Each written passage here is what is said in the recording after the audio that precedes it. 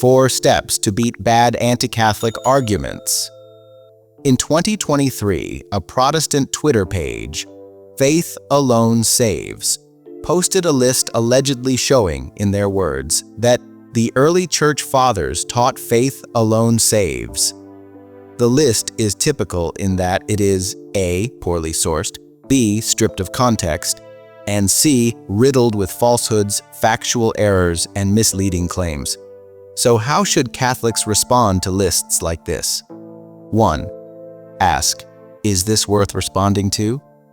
If you want to save yourself a lot of time and frustration, start by trying to figure all this out.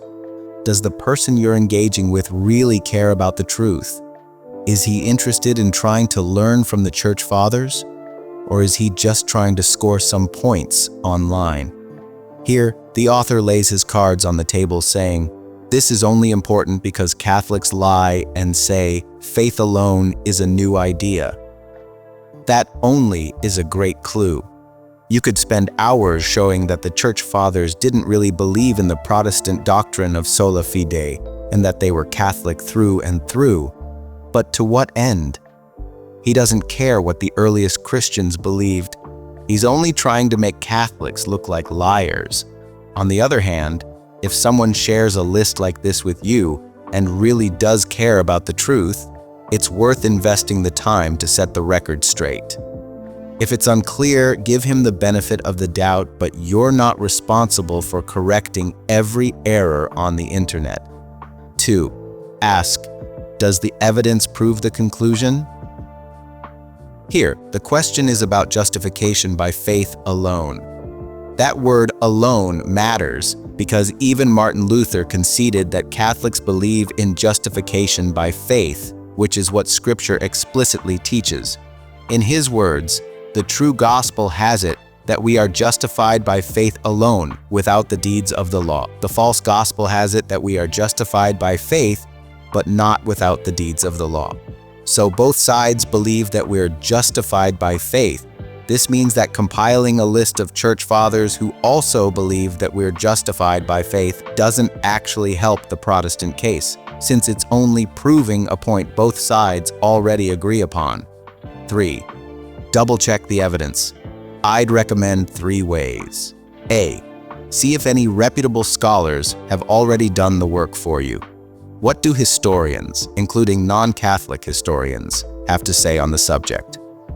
Here, the well-respected church historian and Protestant theologian Philip Schaff is explicit that if anyone tries to find the Protestant doctrine of justification by faith alone being taught within the early church, he will be greatly disappointed.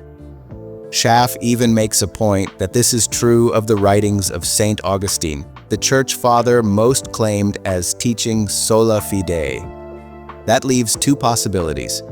Either some anonymous Twitter account understands the church fathers better than Schaff, the author of the 28-volume Nicene and Post-Nicene Fathers series, or the online person is probably wrong. B. See if Catholic apologists have already answered the critique. No need to duplicate someone else's research, even if you find the apologist's explanation incomplete or unconvincing. It can often point you toward helpful context or resources. C. Go dig yourself. In this case, the Twitter user includes not only the alleged author, but also the alleged work. You can easily look these works up online and find where they allegedly said these things. This helps establish when a text is being misquoted, mistranslated, or quoted out of context. If you follow that method here, you'll discover that there's no chapter 4 to Cyprian's On the Vanity of Idols. It's a short work, only 15 paragraphs. And paragraph 4 says nothing like what this tweet claims. Googling this quote reveals only this tweet. That's why step 3C is important. Chapter 25 of St. Augustine's On the Spirit and the Letter also doesn't say what this Twitter user falsely claims, but Augustine does have a lot to say in chapter 22 on justification by faith, just not justification by faith alone. Remember, step 2.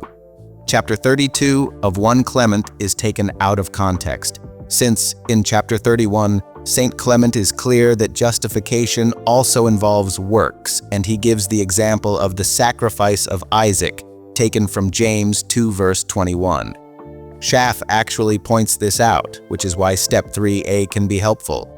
Finally, this list gives a quotation, allegedly from Book 4 of Tertullian's Against Marcion, but in fact, found nowhere in the work. Once more, Googling part of the quotation turns up only this list. I could continue, but you get the idea. This is a pastiche of quotations that appear to be either invented or at least so misquoted and miscited that it's impossible to find the originals. I'd be violating my own Rule 1 if I wasted any more time on this. With that, I'll lead you to one last step. 4. Point other people to the Church Fathers. Anti-Catholic Protestants don't want people reading the early Christians in their own words. They want to lie to them about what the early Christians believed, and then to deter them from finding out for themselves. As Catholics, we believe that the truth will make you free, John 8 verse 32. Instead of engaging in a he said, she said about what the early Christians believed, let people know that their writings, in their own words, are freely available online. God bless you.